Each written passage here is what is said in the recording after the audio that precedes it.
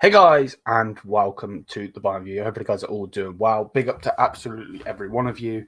And yeah, man, I'm excited to do this show tonight. We do have Anthony from Inter Worldwide. I know a lot of you guys always come through, obviously saying, you either have questions and so on and so forth, and then you're like, we're sent by Inter Worldwide and all of that. Yeah, man, we're gonna get this collaboration done and dusted. I was literally just on Inter Worldwide, so after this video is done, I'm gonna put the link in the comments, and yeah, make sure you check that one out. Hit the subscribe button, all of that good stuff. If you want to check out Inter Worldwide as well, it is in the title. And without further ado, let's actually bring in the main man. Bosh, there we go. How you doing, man? Welcome. Good to see you again. Good to be here on the amazing the Bayern View. Congratulations on your community and your following. It's a great place to be, and I'm really looking forward to it. Yeah, man. I got various things to talk about. A couple things that will hopefully be fun to do. I think before we go into meltdown, Liam, me having a meltdown as per usual about Tuchel, about our players, and so on and so forth. I think obviously you signed, you meaning Inter Milan, obviously signed some of our players, and obviously you spoke on your channel. I'm not going to ruin it. They can check the video out. But Pavard and Jan Sommer, how have they been doing for you guys? Well, fantastic, especially when they're on the pitch. I mean, more so when I say that, I speak about Pavard. When Pavard's been available, he's been nothing short of sensational. Like, he's just one of those players where even in his first minutes for us, we were like, this guy's not going to need 5 minutes to get ready in this team. He's here. He's ready to go. Every weapon he's got in his arsenal is just doing wonders for us at the moment. He's great in the air. He's composed on the ball. His passing completion is fantastic. He's showing that he can rotate even around a back three. He doesn't necessarily need one position in the back three as well. He was denied a great opportunity to score by a world-class save by the goalkeeper against Monza on the weekend. And speaking of goalkeepers, oh, mate, I don't rinse clothes as hard as Manchester United got rinsed by us for the Sommer Onana deal, man. And we've rinsed Man United before when it comes to signings. I mean, they were paying 70% of Alexis Sanchez's wage for a year and a half before he even set foot on our books. Yeah, we rinsed them for fun, and we're going to keep doing it. And because I had certain expectations for Sommer. I said, we're going to get a very, very good shot stopper, but that's about it. But he's just been so much more than that. He looks confident with the ball at his feet, which is something that was never really too much in his artillery. Although when you play second fiddle to someone like Manuel Neuer, I guess you can, some of your skills go a little bit underrated or a little under the radar. And the way that he's just performing with us this season, it's a breath of fresh air. I can't believe I'm saying this, but I hope he's our goalkeeper next season, because that's done. That's a lock, and I wouldn't change it for anything in the world. If you offered me Onana back in a straight swap right now, I'd need a couple of days to think about it. I really would. You'd have to put some money on top, which is just the stupidest thing in the world to even talk about. How could that happen in any universe? But that's the position that I'm at the moment. Yeah. I mean, for you guys, he was always ready to do a job, ready to be the person there when Manuel wasn't available. Were your fans genuinely a little bit upset to see him go? No, opposite. I think we're kind of like snobs in the fact that we've had one of, if not the greatest goalkeepers of all time for a long, long time now. And I think a lot of it was not our fault, Manuel Neuer got himself injured going on a skiing trip. Then he was out for however long. Is it going to be Sven Ulreich? Yes, he's a brilliant number two, but he is not a main goalkeeper for Bayern Munich. No offense to him, of course. Absolute legend of the club. So who are we going to bring in? This player, that player. We've got Nubel, Alexander Nubel, that's on loan. He wants to come back only if he's going to take the role from now on, and we're going to get rid of Neuer. That's not going to happen. So we went and get Jan Sommer. Obviously, then Jan Sommer come in. I think he did really, really good with what he had. But a lot of our fans were like, we can't wait for Neuer to come back. So when he went, I was like, nothing but praise, mate. You come in, you did the job, you won the league, which is what you've been trying to do. Obviously, it was with Bayern no, not Bayern Leverkusen, but Borussia Mönchengladbach. And every time we go against him, oh my word, that's all I'd be talking about. No matter if we win or lose, it's like one game he saved like 20 of our shots, and they won. And then it was like I was all for bringing him in, but no. To answer your question, a lot of our fans were against him. To be honest with you. Yeah, fair enough. Well, like Manuel Neuer, like you said, one of the greatest goalkeepers of all time. It's very hard for you to make a stand when those are the boots that you're trying to fill. But definitely the right move for us. Lots of money made in the Onana deal, although, all of that pretty much goes to mitigating our debts. But at the end of the day, it was just another example of Beppe Marotta highlighting why he's such a renowned director in the transfer market, because he smells these sort of deals. He gets these sort of deals done. He knows how to replace players for a fraction of the price, and that's what he's done. That's what he's done since he's been here, to be honest. No, I'm with you on that one. Where have you? I'm not going to lie. All I watch is Bayern and Bayern only. I watch the World Cup. I watch the Euros when it's on, and the Champions League and so on and so forth. But I don't really watch much football other than Bayern because it's just not Bayern for me. Where do you play Pavard? We play Pavard. So our centre backs at the moment. You'd struggle to find a centre back besides Bastoni that is accustomed to the one position. So when we play in a back three, Bastoni, if he's available, will always play at left centre back. Always. It's not even a question about it. So if he is available, the other two spots are up for grabs for basically Acerbi, De Vrij, Pavard, Matteo Darmian. Matteo Darmian is playing his better football in a centre-back position rather than a wing-back position.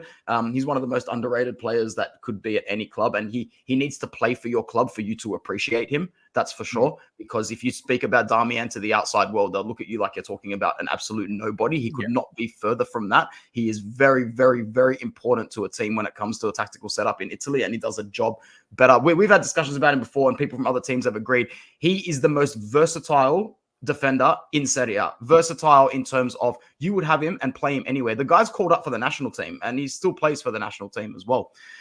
I'm making a big case because you'll see Darmian on the pitch more often than not for us as well. And here we are talking about Darmian versus Pavard.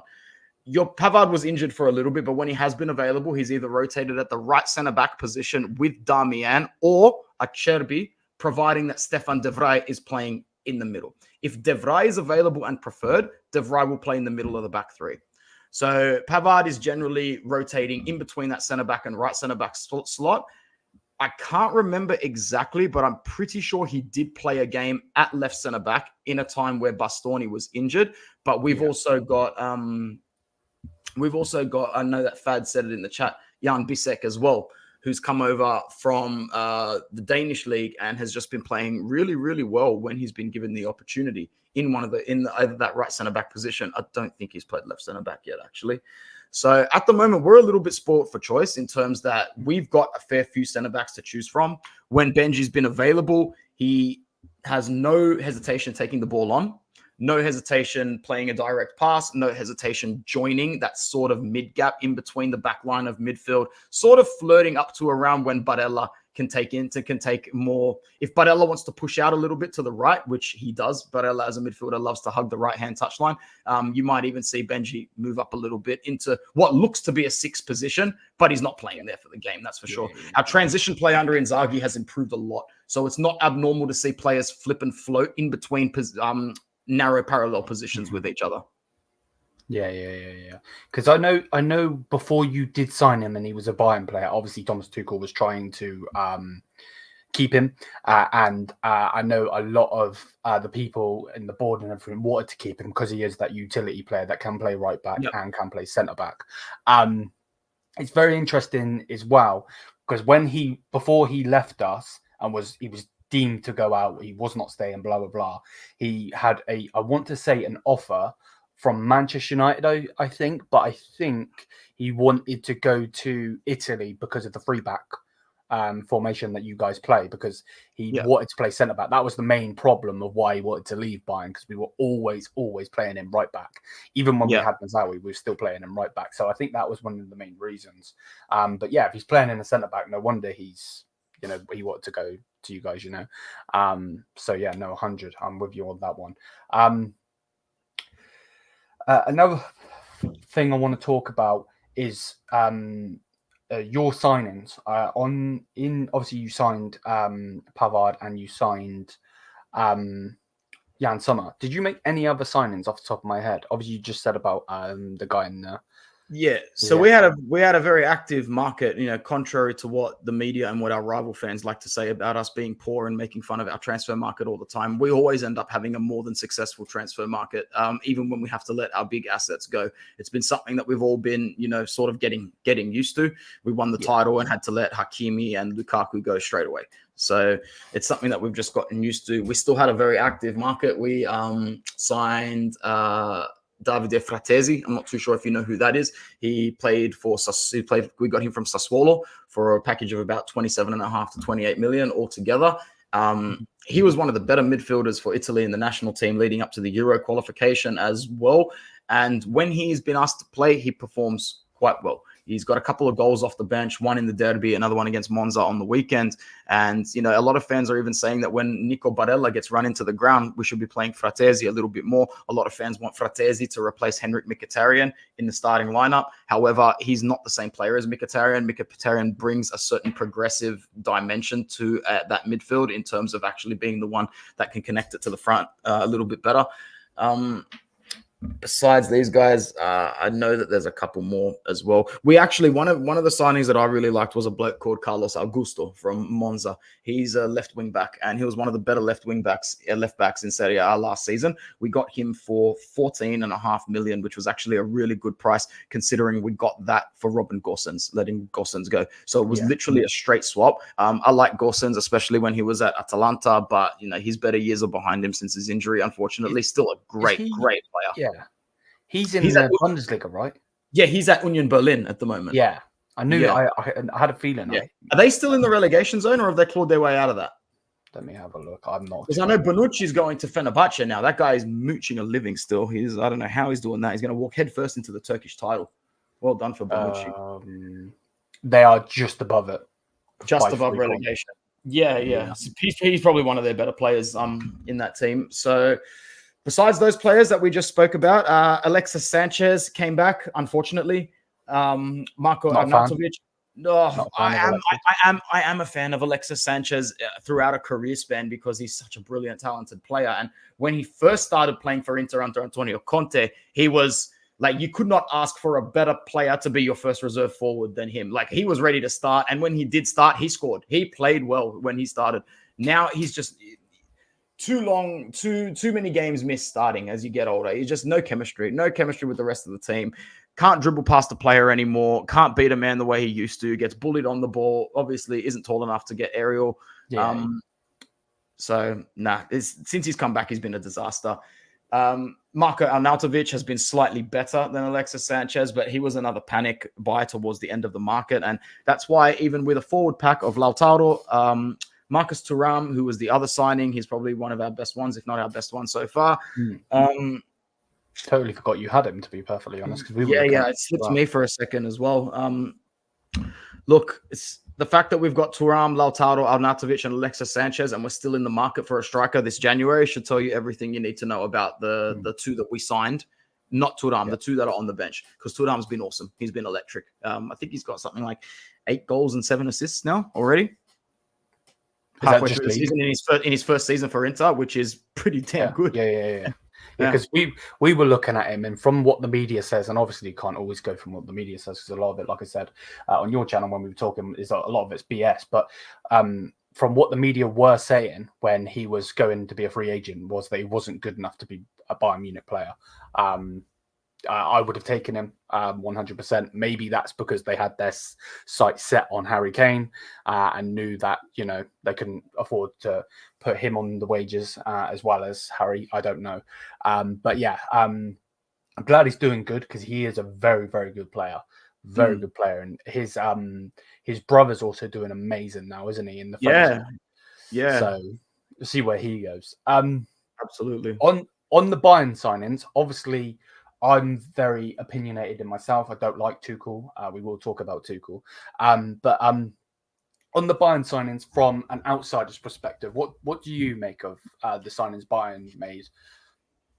So the Harry Kane signing, I thought was one of the best signings of the European transfer market. And despite the cost that you paid for him, like that's a guarantee. There aren't too many players in the world anymore that are guaranteed money, hands down, you get what you pay for. And he's one of them. He's one of the only guarantees that you can get in football. So you got your guarantee. How many goals has he got for you already this season? A ridiculous amount. I want to say 22, I believe. 22 goals and we're halfway through the season. That's madness, bro. He's going to score 40 goals minimum this season in his first season for Bayern. I think that he's going to be extremely important when it comes to the end of the season. And you guys need to either decide, are you going for 2 trophies or are Leverkusen a game ahead, 2 games ahead? Do you need to prioritize? I know with Bayern, there's no such thing. You go for everything and you make sure you win everything. Yeah. But I really think that we haven't even seen the best of Harry Kane yet because he hasn't been asked to perform at his best yet. He's just doing his job. This is work. See you, love. Yeah. I'll be home in the afternoon. Put the kettle on because like I'm off to work and I'll be back at work the next day doing everything that I can. And when he's doing everything he can, mate, he's the best. He's the best forward in the world. He's the best striker in the world. And like we said on my show earlier, I can't think of any better English finisher in my life. In my 31 years on this planet, he's the best. Yeah, no, I'm with you. What about Kim Min-jae? Because obviously you would have known about him because he's in your league. Sorry, I had my Harry Kane goggles on. That's fine. I like him so much. Yeah, Kim, what a season he had for Napoli. De Laurentiis, man, the owner for Napoli. If you don't mind me talking a little bit about Italian stuff while I'm here, just in case anyone in the chat isn't aware of stuff like this. So Napoli's owned by a guy called De Laurentiis. He's a hard man. He's a very tough man to please. He's definitely a money hunter. So if he can see a cheap buck around the corner, he'll take that rather than the longevity sense. And I say this because, I'm an Inter fan through and through. But if there is a second team that I want to win, if Inter are out of anything, it always has been Napoli. I'm half Napolitana and I've got family back there. And to see them win last season, it was a win for everybody. It was a win for Italian football. The only team that didn't consider it a win last season was Juventus. And I think that Napoli winning last season, it really should have been their time and their chance to start a semi-dynasty. They will never be as gloated as Juventus, as Inter, as Milan. These 3 are there to stay as the 3 kings for as long as any lifetime will happen. But Napoli had a really, really good chance to cement themselves as a competitor over the next half decade or to a decade. De Laurentiis had that chance. He doesn't need the money. When Inter won the Scudetto, we were about to go into a mountain of debt owned by Chinese who had very strict exporting laws on their external projects post-COVID. After the lockdown, they pulled the plug. If you own an investment, if you own a business overseas and you're Chinese, you can't pump money into that. None. You're plugged. That might change next year. We'll see what happens. But at the same time, that was what was wrong with Inter. That's why we had to sell Lukaku. That's why we had to sell Hakimi. That's why we delayed a lot of transfers. And that's why we're still selling assets to this day. Napoli did not need to sell crap. De Laurentiis took the bite at Kim. He should have kept him. He's pissed off Osimhen. He's going to take the money for Osimhen. Luciano Spalletti, I think, wanted to negotiate a slight pay rise because when he signed the contract to renew for a season, he hadn't won the title yet. He goes and breaks a 33-year drought, Luciano Spalletti, that is, goes up to De Laurentiis and goes, you think we can change the contract clause just to give me a little bit more money? I broke the 33-year drought. And De Laurentiis says no. He says no. He says no. And then he goes and talks a big game about how he's interviewed 20 managers and he landed on Rudy Garcia. You expect us to swallow this shit? Sorry for my language. Us Italians know better than to swallow it. We hope the rest of the world's not going to swallow it either. You're taking a cheap buck around the corner. You had a chance to start a dynasty with Napoli. Here we are, match day 19, a Rudy Garcia and a Walter Mazzarri later. Things are bad. Things are bad. And I don't think they're going to get better because next will be Osimhen and then will be Kvaratskhelia. And then you're straight back to waiting another 33 years, unfortunately. And I hate saying that because some of my best friends in the world are Napoli fans. and I know that they're seething inside. As much as they know, they'll still want to walk around and go, hey, at least we won the title. I can take this one to my grave now. You're all walking around thinking the same way the Inter fans felt when we had to sell our assets after we won the title. We had a chance to grab our country by the scruff of the neck, and we can't do it for different reasons, but we can't do it. So, yeah, there's a little side lesson on what's going on, Darian. That's my G. Good to see you, bro. So, yeah, that's a little bit of a background on De Laurentiis, and their loss is your gain because Kim is definitely one of the best centre-backs in Europe. He slotted, straight out of Benji Pavard thing, like I said, went straight to your lineup and looked like he'd been there for a long time. I loved watching the footage of him join the club. He looked over the moon to be there, as if to say, like, wow, bro. And I thought I made it at Napoli. Look where I am right now. I am the guy. I'm the man. And everyone looked happy to have him. What was it, 55 or 60 million altogether you paid for him? I want to say close to 55, I believe. Yeah, I think so. And didn't he? I believe it was a release clause, right? Yeah, it was a release clause. Yeah, there was some weird thing in the release clause that, like, if a lesser team were to get him, it was like 40 odd million. But then if a big team were to get him, it was more. It was weird. Look, really I'm sure De Laurentiis still could have done something to keep him there. When you win a Scudetto in Napoli, it shouldn't be that hard to sign an extension. But he did basically boot Matthijs de Ligt to the bench, didn't he? Yes.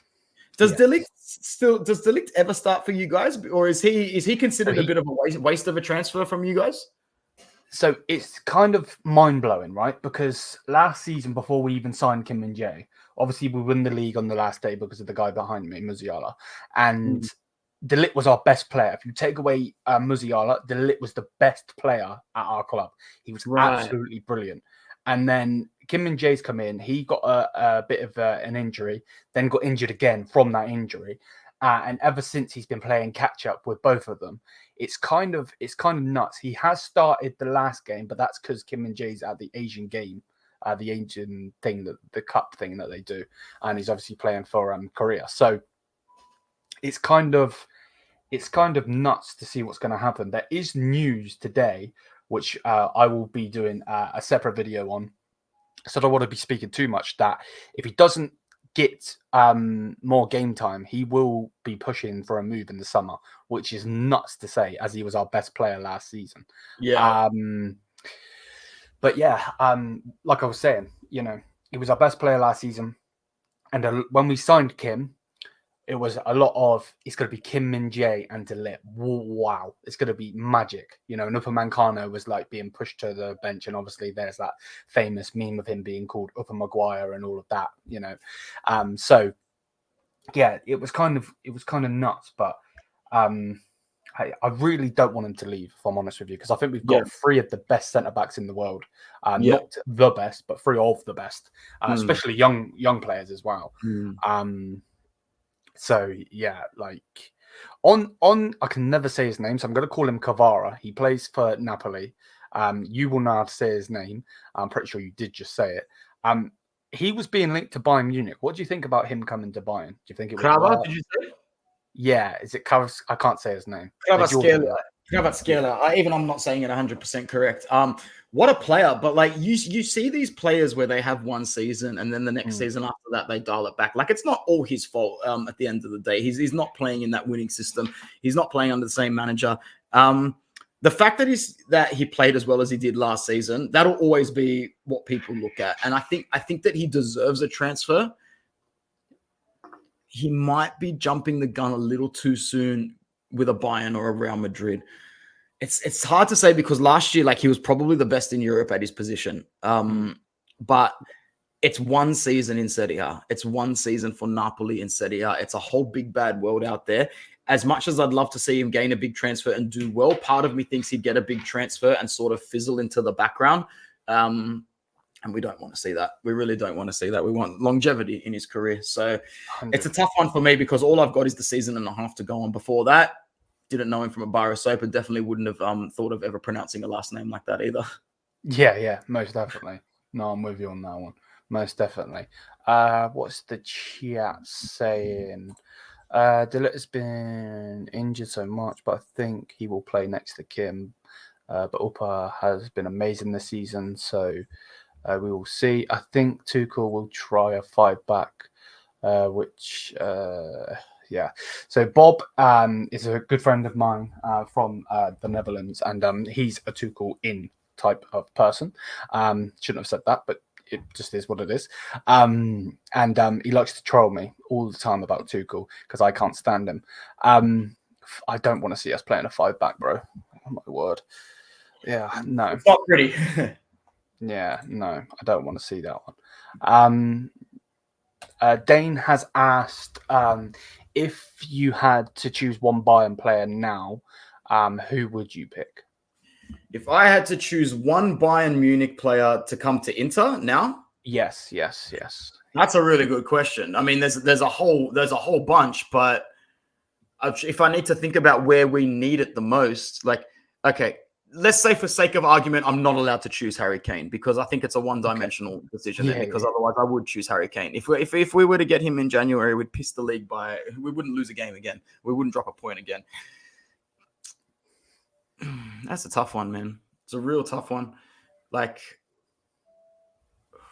with how bad Alexis Sanchez and Marco Arnautovic are doing on the bench, like the fact that we're in the market in January for an attacker is ridiculous when we've got those 4 names going into this season. So I'm going to have to, with all due respect, get a big juicy 5-year contract on the table, and I'm going to sign your boy over your right shoulder because that would really fix our problem. That would fix our problem for years. I would go as far as say, if we've got Toro, Thuram, and Musiala, bro, promote a kid from the Primavera as the 4th striker. Promote an 18-year-old for all I care because we are set. That would be amazing. So to have Musiala for attacking depth, but we also don't have the bag to get anywhere near you guys. We wouldn't even be able to pay his wage on a loan. That's the state of our finances. Yeah, no. Good question, though. And other than that, if I'm allowed to say one other person, it would probably be Kim, because I feel as though that even though our centre-back situation is very good at the moment, De Vrij is 31, Achedbi is 35, Damian is 34, and that just leaves Pavard, Bastoni, and Bisek. Do you ever see Bastoni leaving or not? Not necessarily. There's a few players in this team that should very well get to their mid-30s and not go anywhere until they physically can no longer sustain the level of being an Inter player. Those players are Federico Di Marco, Nico Barella, and Alessandro Bastoni. And if anyone's wondering why, it's because it's very nice to have this luxury. Not many fans can have this time in their life looking at this. We actually have these 3 players that are born and raised Interista from birth in their families, in their neighborhoods. These 3 guys have the club tattooed on their body. They're not leaving for big offers. They've already received them and said no. They've already said no to Man City. They've already said no to approaches from Liverpool. They've said no to approaches from Premier League and Spain. These guys aren't leaving unless physically they burn out, or B, our financial situation becomes so disgustingly dire that the club has to throw the Italians under the bus. And from day one, when we knew how bad it was, most fans have just swallowed their pride and said, Hakimi, whatever, Lukaku, whatever, Skriniar, whatever, just leave the Italians. Just leave them, please, because they're so important for the image of the club, the sustainability of what they bring to the club fan base-wise. It's an image. Inter is Internazionale, but for the first time in a long time, we sort of are an image for the national team at the moment. Yes. When you consider these 3 players and you throw in Damian and you throw in Fratesi, we've got Italian players in the Italian squad that are starting for the national team. We might have more players in the starting lineup for the national team than any other club. That's what I'm saying, and that doesn't come along very often for Inter either. So that's good. No. With all due respect, I hope that Bastoni never leaves. However, if anyone follows me on the channel, you'll know that I put him on a pedestal after the season with Antonio Conte. He had a brilliant season for someone so young. He hasn't delivered to the standard that I have expected of him since then. And I'm always very quick and hypercritical to get on him because I know how good he can be. And we're not seeing the full version of Bastoni at the moment. Do you think that's because of the manager? Okay, so when Conte left, there was a group of players that were really, really upset, and he was one of them. And, when you look at his age and his ego, he came into this team as one of the youngest players, won the Scudetto, celebrated on his own private boat with Andrea Bocelli singing for him and his girlfriend. Yeah. How did you celebrate your first title? How did you celebrate your achievements? Did you go on a yacht with Andrea Bocelli singing to your girlfriend? You probably didn't, but Alessandro Bastoni did. And that was his level of ego. So when Papa Conte got taken away, there were a core group of players that were having a bit of a sook in the dressing room, and he was a key man of that moment. Bastoni's been playing catch-up since then. He's been playing catch-up, and to be honest, he still needs to mature, because there was a situation against Verona a week ago where there is a very good case for the VAR having to intervene for our match-winning goal in the last 2 seconds, even though there was a penalty after that in the last second for Verona. Have you seen the highlights of Inter versus Verona last week? No, I don't believe. Bro, after this, go and watch it. You'll be gobsmacked. You'll think it's a goddamn Netflix episode. It's bullshit. It's so bad. This modern day football is going to give me a heart attack, man. Honestly. So Fratesi scores, and then we're looking at the replay, and one of the Verona defenders is like arcing up to Bastoni, and Bastoni just goes, but like that, full blown, leans in with his shoulder, but raises the elbow a good 80 degrees. Goes like that, but. The only reason that doesn't get called back for a foul is because you can see the player go to ground very softly and look up at the referee like this. The referee sees him and he continues to roll down. If that guy stays down and milks it properly and doesn't try the whole, Busquets Champions League semi-final 2010 bull crap, that's going back and getting called off. So we got away with that primarily because the referee did his job well in that situation and was actually looking at the play and not just going, can we run it back? Can we run it back? Can we run it back? Because there's audio of the referee going, he's flopping. He's looking at me. I don't like this. And then the VAR is like, goal regulare, goals irregular, allow it. I've looked at that replay a million times. Bastoni, what the actual F are you thinking? What are you thinking, bro? You have raised the elbow there at the end, albeit he knows that we're not going to score a goal 3 seconds later and it's going to be looked at, but still, that level of maturity, it's not on, man. It's not on in your mid-20s at this club when you're going for the title. That off the ball is not on. And I made it very vocal with a couple of other fans as well. This is the sort of stuff that lets him down. And this is the sort of stuff that makes me keep saying stuff like, if Man City come out with a 60M bag, I'll turn the other way. I'll pretend I'm not seeing what's going on. Allow it. Yeah. So you said that he was really good under Conte and obviously was very big on his ego and that. Would it ever scare you, like if Conte was to get a big job, I don't know where, but if he was to go get a big job at like one of the big clubs that have got a lot of cash, like PSG, for instance, is obviously I'm just using them for example. Would you ever be scared that he might want to bring his boy into? Conte loves his favorites, as most managers do. So the next job that Conte gets, straight away by default, some of our names will be linked the same way it was with Lautaro, Bastoni, Brozovic. Those were 3 off the top of my head, and there was probably another one as well. So wherever Conte goes next outside of Italy, he's probably coming for a couple of Inter players, depending on when he gets a gig. In our opinion, in Italy, Conte is coming back to the country pretty soon. See, it's a weird situation, bro. I don't want him back at Juve because he'll win the title with Juve. I have absolutely no doubt. He'll win 2 or 3 in a row with them. I'm praying that Juve finish second this season. I don't want them to finish third. I don't want them to finish fourth. I want them to finish second, because if Juve can finish second, it would paint the illusion to the directors and to ownership that Max Allegri is still the right man for the job. And at the moment, it's a bit of a paradox because Max Allegri is the right man for the job. No other manager could have come into Juve and steered the ship the way Max Allegri has done and kept it above water and fighting for a title, albeit they've got no Europe. But they've got no Europe.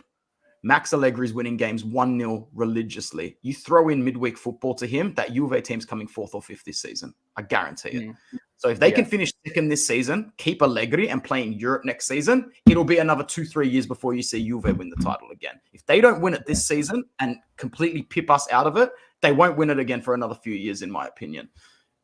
I don't want Conte back there for that reason. I really don't. If they finish below second, or if they have some sort of run in the back end of this season where they go 3 or 4 games without a win and the rumors about Allegri leaving come back again, it'll be really good timing for Conte to get his rat face in the mix. And he will go and he will get that job. He will go straight to Turin and he will get that job.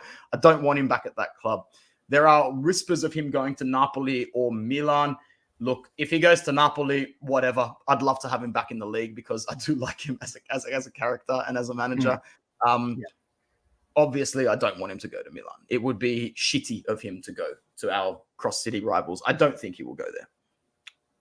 Yeah, that's my opinion on Conte, basically, in a nutshell. No, I'm with you on that one. On Tuchel, obviously, you know my opinion on Thomas Tuchel, and a lot of people like to give their opinions. Obviously, like I said, Bob, that's in the chat, is Tuchel in. Some people are Tuchel out. I'm Tuchel out. I've been Tuchel out since the day he got announced as the manager. On him though, again, as an outsider, what would you say? What do you say about him? Like, what's your opinion on Tuchel? Why did you sack his predecessor? What was the main reason? So was it because you weren't collecting enough points? Was it the style of play? I can't even remember off the top of my head the main reason why. Julian Nagelsmann got sacked. We were going into the end. I want to say going into the end of the first half of our season, and we were behind on points against Borussia Dortmund. He then went on holiday, which I think also pissed off the people in charge, who at that time were Oliver Kahn and Brazo. So I think it was one of those. They wanted to do squad planning. He wasn't there. He was also known as the leech at our club in the media anyway, because they thought he was leaking stuff to the media, which then turned out not true, because when he got sacked, it was still happening. So yeah, it seems that he got sacked because of that reason. So they wanted to do squad planning and everything, and he went on holiday and so on and so forth. Obviously, you don't know, I don't know, nobody that's watching this knows if there was something behind closed doors that didn't come out in the media and so on, because you never know what happens. And yeah, but yeah, like I said, I haven't wanted Tuchel since the day he come in. I didn't like him at Chelsea. I've spoke about this on your channel. Didn't like him at Chelsea. Didn't want his style of play in my club. And yeah, from there. So what your opinion? Not necessarily your opinion on Tuchel, but him as Bayern coach, shall I say? Okay, cool. As Bayern coach, like if you look at his CV prior to coming here, like he obviously, I don't think he ever won a trophy with Dortmund, ever. I think he became like runner-up once or runner-up in a cup or something. I mean, his Dortmund resume comes primarily from his run to Champions League semifinals and a final. Yes. Gets his gig at Paris, back-to-back league titles. I think he wins a cup or two as well. He's got the runner-up Champions League under his CV to you guys, I believe, during the COVID season. And then straight there to Chelsea, where he basically walks headfirst and does a Chelsea thing, wins the Champions League. Not the first time a random manager has gone into Chelsea and pulled the rabbit out of the hat, even though they're not doing well in the league. And I think that was obviously his crowning moment. And then he thought, well, I'll pretty much get a job anywhere I want after this, no matter what I am doing, if I'm an asshole or not. I think timing in football is everything. You know, you sack a manager, you've got a very short window of time and a very small pool of people to choose from. And at that point in time, if you look at who's available, he's probably the best decision at the time. You might not like him. Some of your fans might not like him, but maybe you take away the freak season that Leverkusen are having under Xabi Alonso away, and maybe some of those frustrations start to simmer a little bit. And you guys say, well, at the very least, we've got a manager that's keeping us at the top of the league purely based on his experience in the field of work, primarily based on his fact that, yeah, he might not be the most likable character or tactical system, but yep, there's Chelsea on a CV, there's Paris on a CV, there's Dortmund on a CV. It's not his first rodeo. This guy is okay for now. I do think he'll definitely be judged on your Champions League run. I think, man, like if he was to lose the league title to a freak Leverkusen season, it can almost be forgiven once and once only. You are Bayern Munich. Every time I talk to you, I say that to you. You are Bayern Munich. There are different standards, even for us and you. But he will be judged. Like you don't drop 100 mil on Harry Kane and 60 mil on Kim and then leak bullshit goals in the Champions League and get eliminated. That's not what you do, and that's what will get him sacked. If he can get to the final of the Champions League, he'll have a contract next season, because I don't think anybody in the world is expected to win the Champions League, even if you are Real Madrid as a manager. And like even as a coach, I used to say to my players, I never, ever, ever will ask you to win a title. I will never ask you to win it, but I expect you to get to the grand final every single season. I expect you to get to the last day every single season. What happens in 90 minutes or what happens in 50 minutes on the basketball court on the day, it doesn't matter to me. It's one day, anything can happen. Lightning can hit you twice. But I expect you to show over the duration that you're employed or that you're asked to do a job, that you can do it at the highest level and only be left up to bad luck, a bad day, or off chance. Yeah. And that's what I think Tuchel will be. Like, it'll be easy to determine whether or not he's right for the job, because you guys should piss your way through Lazio, and there should only be 1 or 2 teams on that round of 16 list that can trouble you home or away: City and Madrid. This Bayern team under Tuchel should be expected to wipe the floor with every team in that round of 16, bar Madrid and bar City. You should smack us. You should smack Barcelona. You should smack Napoli. You should waste PSV. You should waste all the teams in there besides Real Madrid and Manchester City. Yeah, no, I'm with you on that one. Most definitely. On Lazio, you mentioned it. Obviously, we spoke about it on your channel. Again, the link is in the description, and it will be at the end. I'll make sure I post it a couple of times so people can go watch it. It was fun to do. So thank you for having me on. And Bayern versus Lazio. Obviously, Lazio being an Italian club in your respective league, and obviously us getting them. What is your opinion on it? Obviously, we spoke about it, but just so the people here that maybe weren't watching. Yeah, absolutely. So Lazio are currently coached by Maurizio Sarri. I'm sure everyone in the chat knows who he is. If not, you can have a look at his CV. Most notably represented at his time at Chelsea. He coached Napoli prior to that as well. Got very close to winning the league with Napoli in a very famous season. His season at Chelsea, obviously overshadowed by a tactical system where the fans were very, very impatient. I felt quite sorry for him going to that league.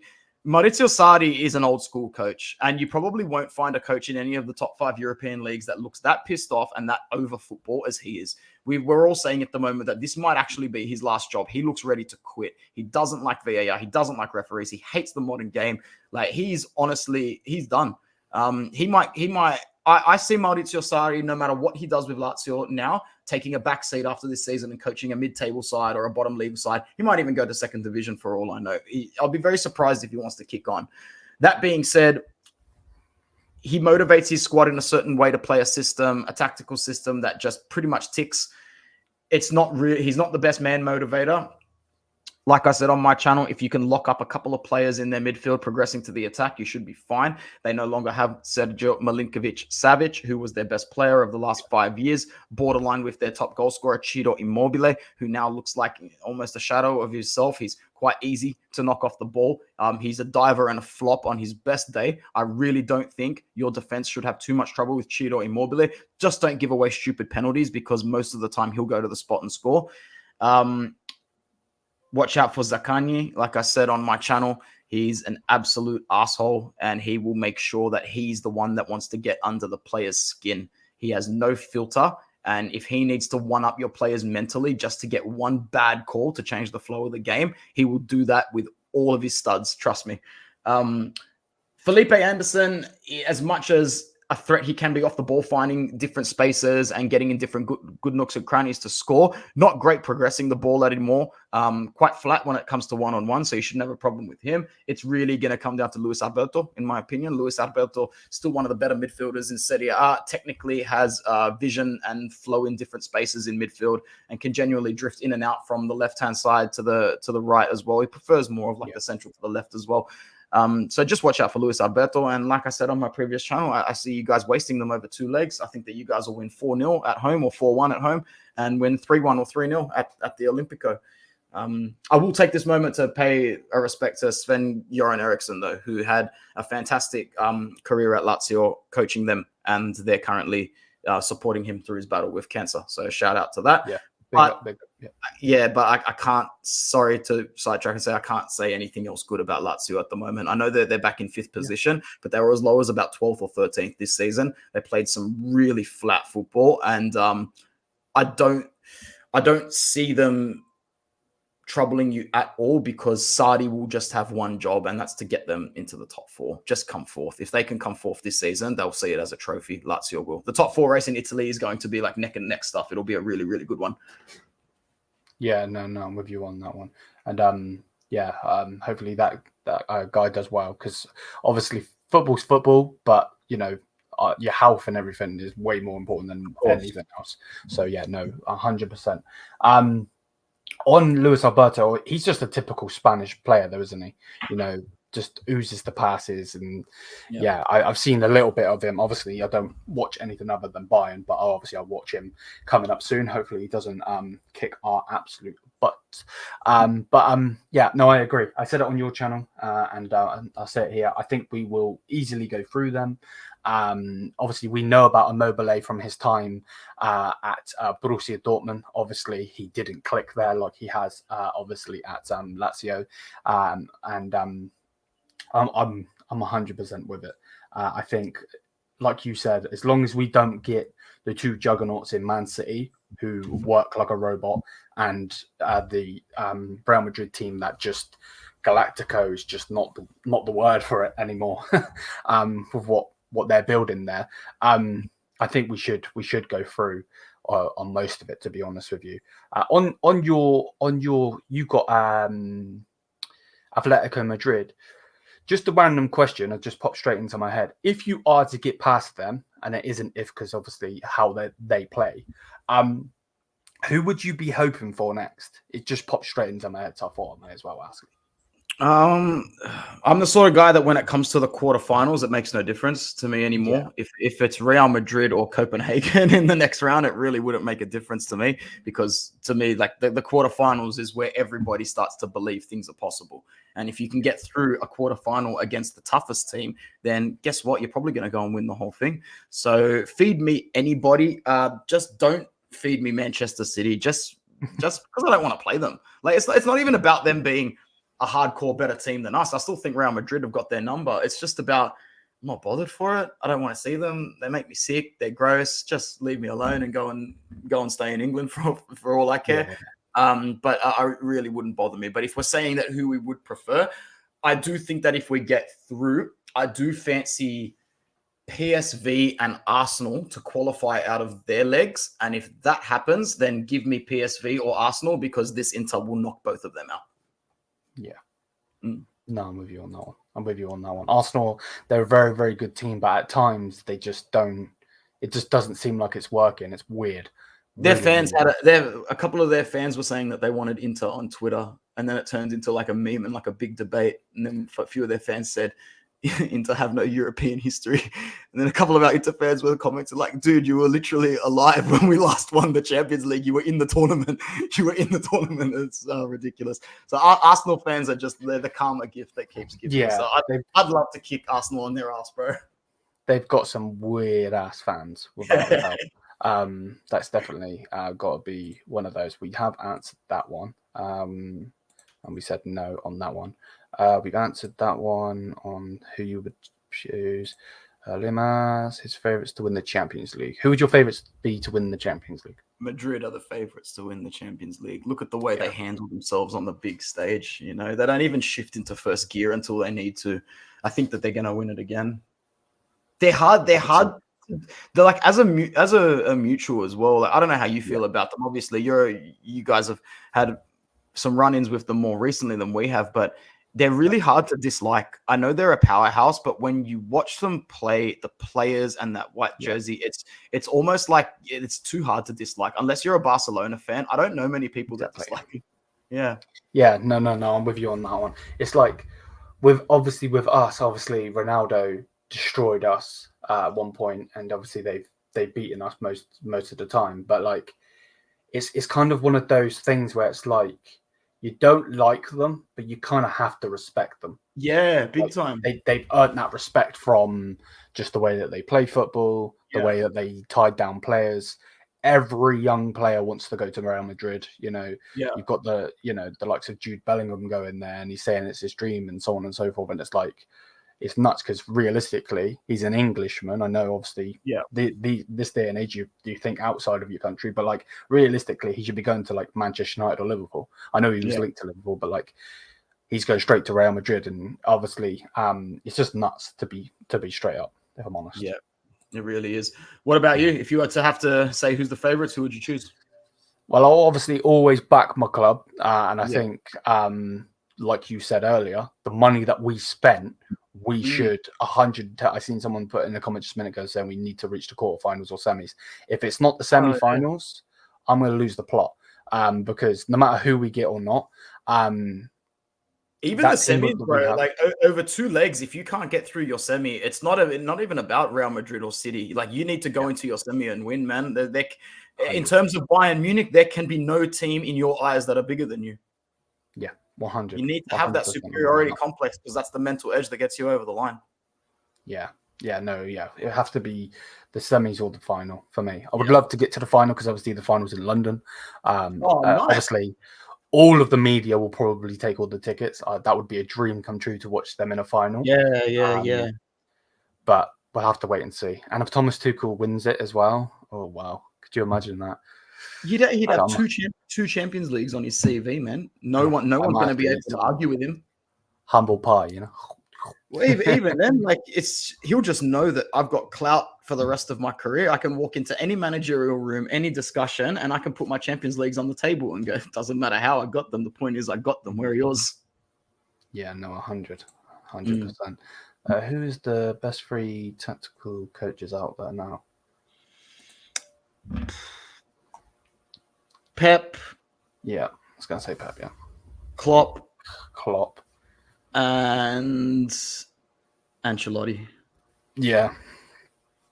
I like Jurgen Klopp as a manager. He's brilliant. He is brilliant because it's very hard to maintain that level at Liverpool. Liverpool are a huge club with quite possibly the biggest history of any club in England. But even their fans will come to the table and say, like, we struggle when we win backing it up. Like we're never going to go into the market with the artillery chest that some other clubs go in, even though they have been spending a little bit more recently. So to see Klopp still flirting Liverpool at the top, that guy deserves all his muffins and all his cakes.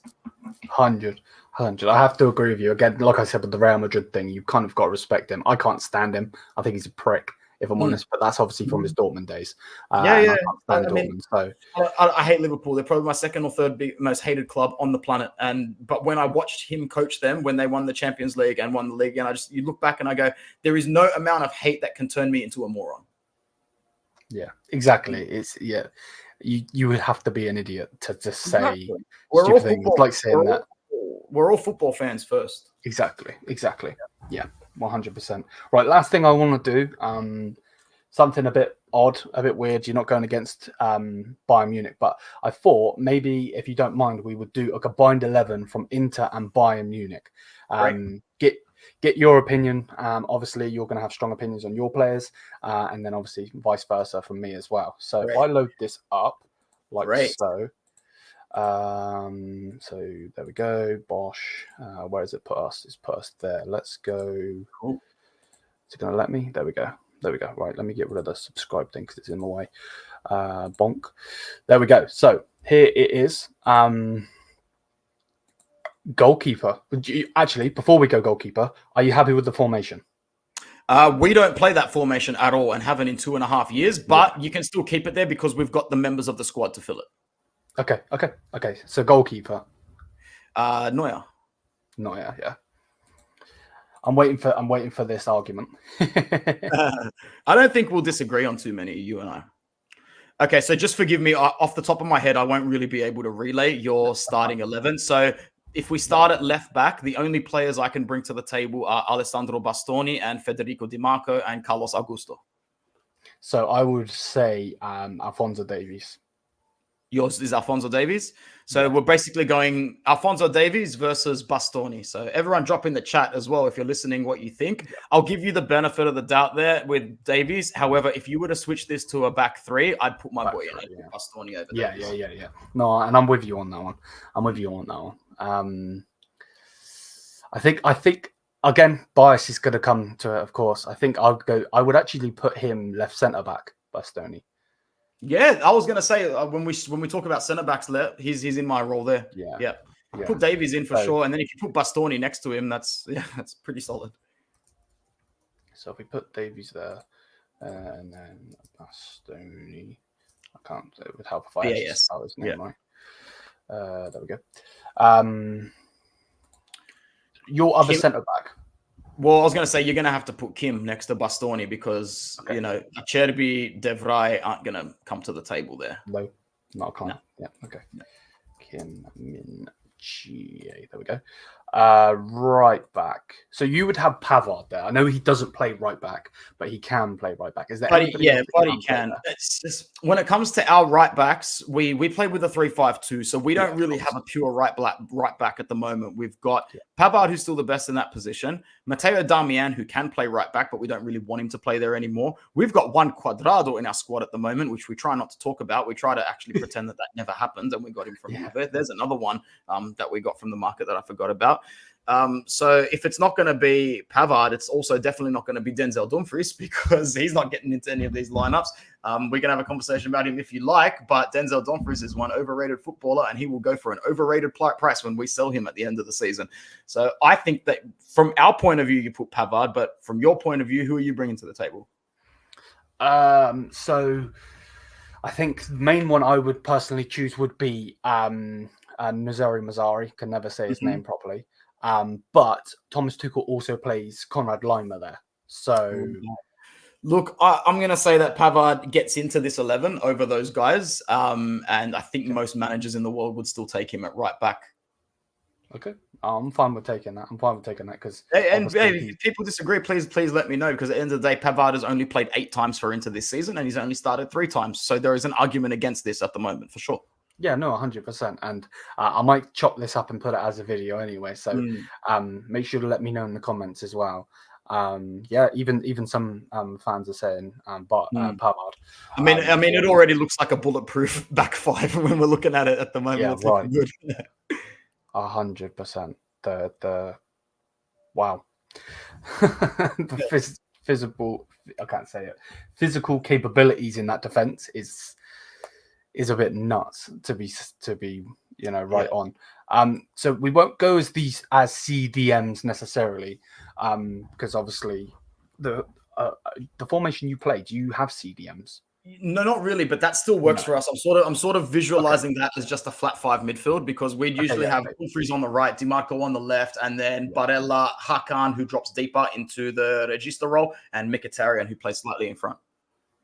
So I'm putting a player in straight away, even though I said on your channel I think he has to go in.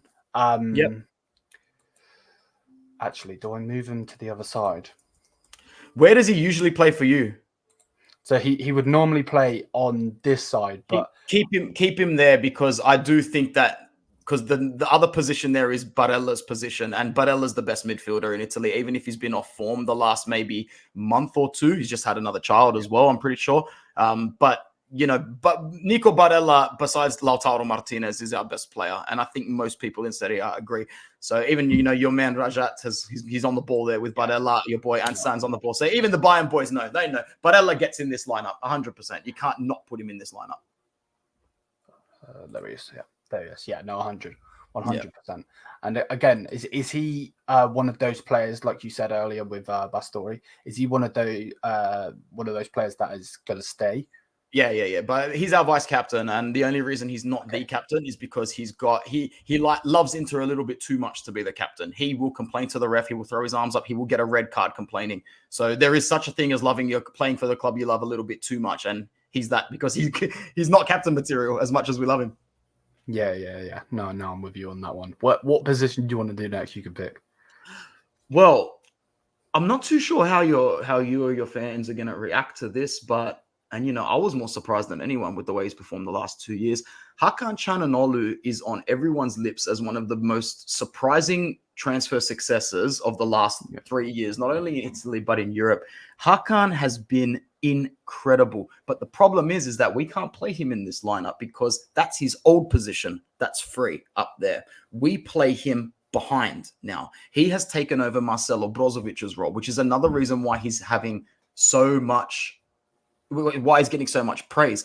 He's a trequartista. He is a number 10 by trade, by employment. And just like that, in the blink of an eye, he became a regista. And this is not an easy transition to do. There have been so many times where attacking midfielders have tried to play as a ball-holding, ball-playing, in front of the defense regista and have failed. It took Christian Eriksen 4.5 months to even get a good 30 minutes in that position. He was poor. Hakan Çalhanoğlu came in and just did it. He did it. If you were to play Kimmich and Barella more elevated and play someone in between them or slightly behind them, I think Hakan Çalhanoğlu gets into this team.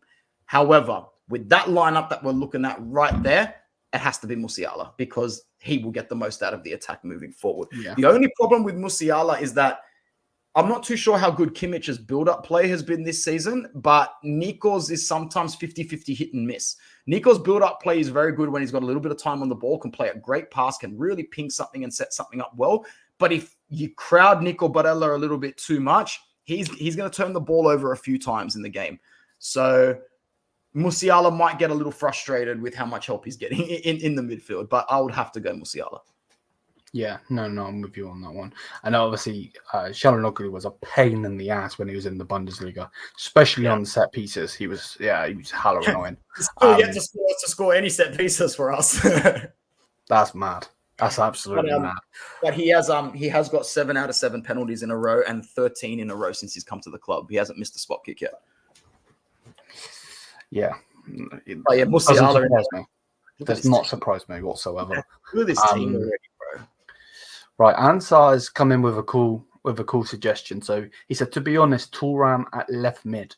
I like that. I like the shout, especially if tactically we could say to someone like Thuram, look, we're going to play you at left wing, but most of your game you're just going to flirt as a second striker or as a left striker behind whoever you play up top.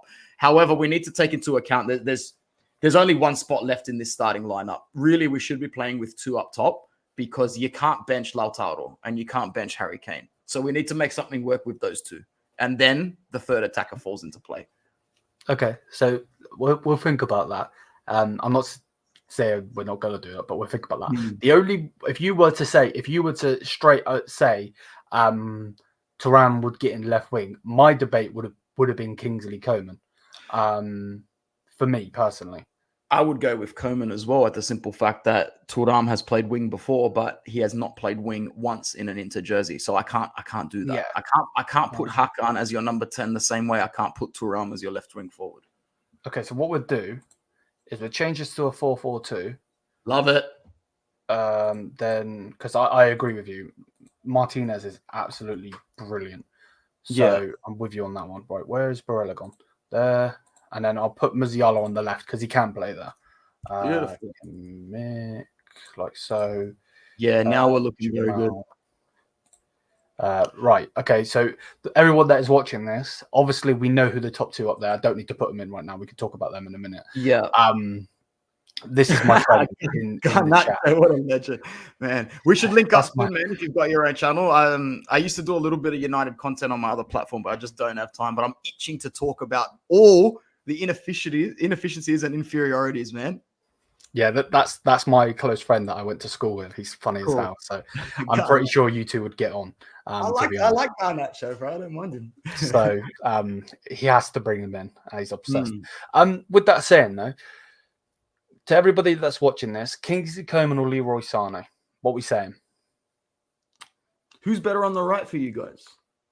So for some odd reason, right, we were playing Sané on the right and he was doing absolutely fantastic. The next minute, Thomas Tuchel wants to be an idiot and he plays him on the left. And then we got Kingsley Coman on the right. So it's like, I like Leroy Sané if he is going to play on the right-hand side.